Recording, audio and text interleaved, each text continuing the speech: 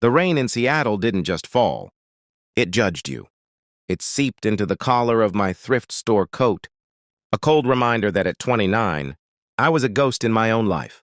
My sister, Sarah, hadn't just taken my husband, Mark. She had dismantled my existence with the precision of a surgeon. They stood together now in the glass-walled suburban home that used to be mine, sipping artisanal coffee while I carried my entire world in a single, waterlogged duffel bag.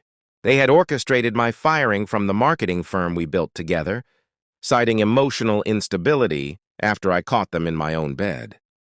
Now I was standing in front of the St. Jude's emergency shelter, a red brick monolith that felt like the final stop before the end of the world. I took a breath, pushed open the heavy oak doors, and stepped into the scent of floor wax and desperation.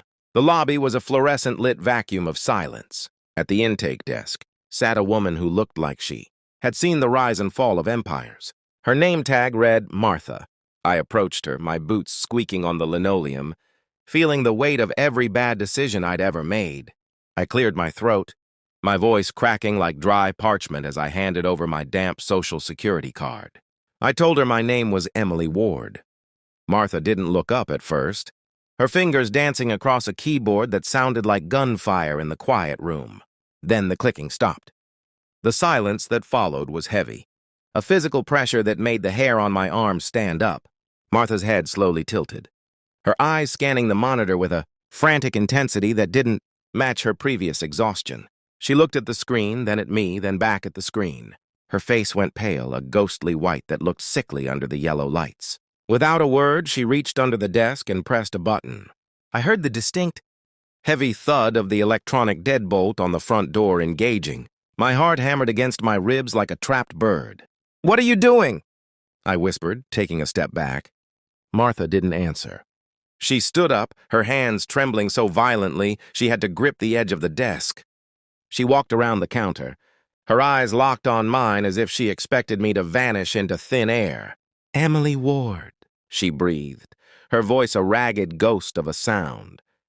"We have been searching for you for 25 years. According to every federal record in this country, you aren't supposed to exist. Your file says you died in 1999. I felt the floor tilt. I wasn't dead.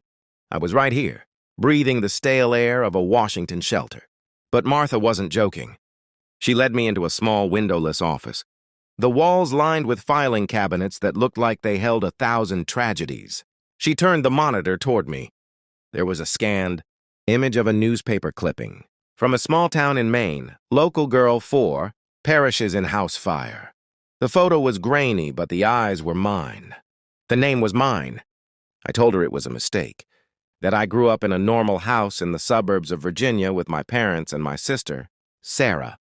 Martha pulled up another document, a birth certificate for an Emily Ward born in Virginia. Across the digital page, a red stamp screamed, "Fraudulent." "Your parents didn't just raise you, Emily," Martha said, her voice dropping to a conspiratorial whisper. "They stole you, and then they erased the girl you were supposed to be." The room felt like it was shrinking. If I wasn't the daughter of the Wards, then Sarah wasn't my sister. She was my captor's biological child. The woman who had stolen my husband and my career had been living a lie alongside me, but she had known the truth. Martha reached into a drawer and pulled out a weathered, manila folder that looked like it had been hidden in a vault. She slid it across the desk. Inside was a single photograph of a woman standing in front of a colonial-style mansion in Massachusetts. She looked exactly like me, only 20 years older. "That's Eleanor Sterling," Martha explained, "one of the wealthiest philanthropists on the East Coast. 25 years ago, her daughter was kidnapped during a 4th of July parade. The kidnapper was a disgruntled former employee named Thomas Ward. He disappeared, along with his wife and the child. Eleanor spent every cent she had trying to find you. She never stopped. She even set up a silent alert in the National Shelter Database, hoping that one day, if you ever fell through the cracks of the life the Wards built for you, you'd trigger this alarm." I sat there, the world I knew dissolving into ash. My father, Thomas, hadn't been a quiet accountant. He was a criminal. My sister, Sarah, wasn't just a sibling rival. She was the daughter of a man who had ripped me from my real mother. The realization hit me with the force of a physical blow. Sarah knew. That's why she hated me. That's why she worked so hard to strip me of everything. She wasn't just jealous of my life. She was terrified that I would find out it wasn't mine to begin with. She had pushed me into homelessness not out of spite, but as a final attempt to bury me in the system where no one would ever look. She wanted me to be a nameless face in a crowded city, a statistic that would never be traced back to the Sterling estate. But she had miscalculated. She didn't realize that in America, the very system she tried to hide me in was the one designed to find the lost. Martha picked up the phone. I'm calling the contact number on this file. It goes directly to a private firm in Boston. My hands were shaking so hard. I had to sit on them. Within an hour, the quiet shelter was no longer quiet. A black SUV pulled up to the curb, the tires throwing up slush. 2 men in dark suits entered, but they weren't police. They were private security, and they looked at me with a reverence that made me feel like royalty in rags. One of them, a man with graying temples and a kind face, knelt in front of my chair. Miss Sterling, he said, and the name felt like a heavy silk cloak. Your mother is on a plane right now. She's been waiting half a lifetime to see you. The journey from the shelter to the airport was a blur of neon lights and rain-slicked asphalt. I was wrapped in a cashmere blanket that cost more than my entire previous wardrobe. As we waited in a private terminal, the reality of the betrayal began to settle in my gut like lead. Thomas and Martha Ward, the people I called Mom and Dad, had lied to me every single day. Every birthday, every Christmas, every scraped knee was a performance. They had raised me to be a shadow of Sarah, a backup plan, a person with no roots, so that I could never grow too tall. They had groomed me to be small so that I would never look up and see the horizon. When the plane landed, the door opened to reveal a woman who seemed to be made of steel and sorrow. Eleanor Sterling didn't run. She walked with a slow, deliberate grace, her eyes locked onto mine. When she reached me, she didn't say a word.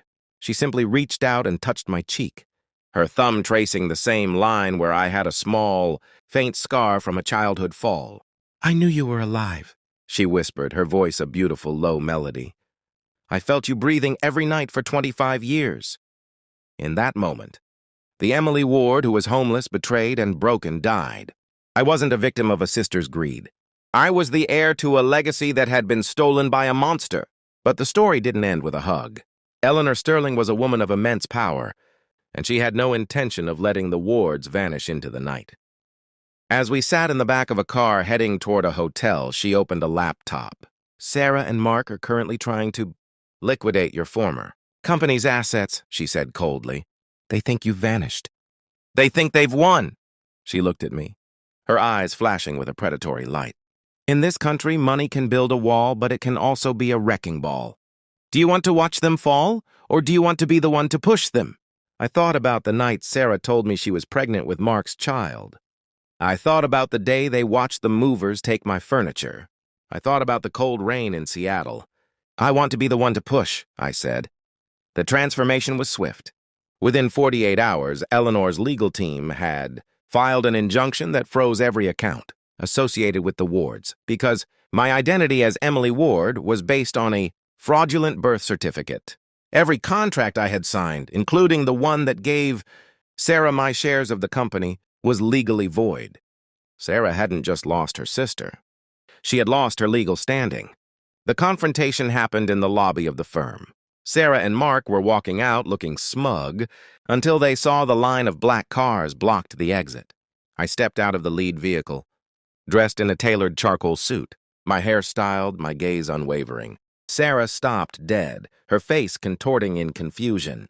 Emily, what is this? You're supposed to be... She stopped, her eyes darting to the woman standing next to me. She recognized Eleanor Sterling. Every socialite in the country knew that face. The blood drained from Sarah's lips. She looked at me, then at the security team, and she knew. The game was over. You aren't my sister, I said, my voice echoing through the marble lobby. And this isn't your life. The police were right behind us. Thomas and Martha Ward had already been picked up at their home in Virginia, facing charges of kidnapping and identity theft that would keep them in federal prison for the rest of their lives, Sarah screamed. A high-pitched, ugly sound as the handcuffs clicked shut around her wrists. Mark stood there, pathetic and small, realizing he had hitched his wagon to a sinking ship. He tried to speak, to offer some hollow apology. But I didn't even give him the satisfaction of a glance. As I walked away from the chaos, Eleanor took my arm. We walked out into the crisp morning air of a new day. I was no longer the girl who was homeless at 29. I was a woman who had been found. A woman with a mother, a history, and a future that belonged entirely to me. The shelter worker, Martha, had locked that door to keep me safe. But in doing so, she had opened the door to the rest of my life. The rain had finally stopped, and for the first time in 25 years, I knew exactly who I was looking at when I saw my reflection in the glass. I was Emily Sterling, and I was finally home.